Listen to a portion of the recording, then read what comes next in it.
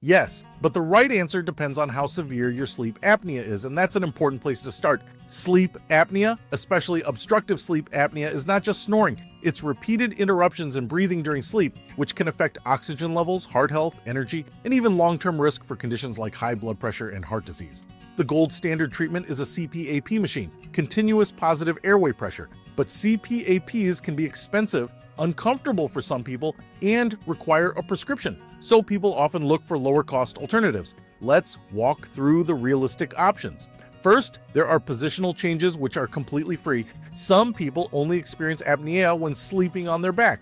Training yourself to sleep on your side, even something as simple as using a pillow setup or a tennis ball technique to prevent rolling onto your back, can reduce symptoms in mild cases. Second, weight loss can have a significant impact if someone is overweight.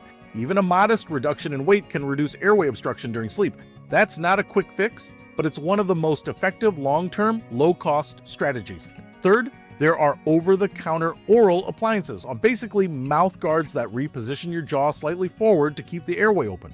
These are much cheaper than custom dental devices, often ranging from $30 to $150. They can help some people with mild to moderate apnea, but they're not as precisely fitted as dentist-made versions.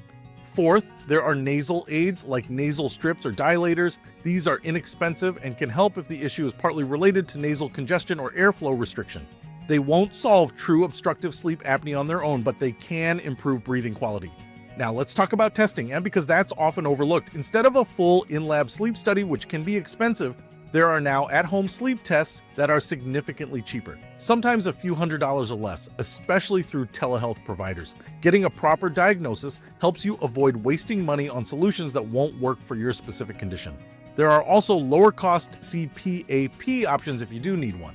Some people buy refurbished machines, use insurance, or work through discount suppliers. CPAP is still the most effective treatment for moderate to severe cases, even if it's not the cheapest upfront. Now here's the reality check. If your sleep apnea is moderate to severe, the cheap solutions alone are often not enough. They may help symptoms, but they may not fully address the health risks. In simple terms, there are lower cost ways to improve or manage mild sleep apnea, like side sleeping, weight loss, and basic oral devices, but the most effective treatment depends on proper diagnosis and severity. This is one of those areas where guessing can cost you more in the long run than getting clarity up front.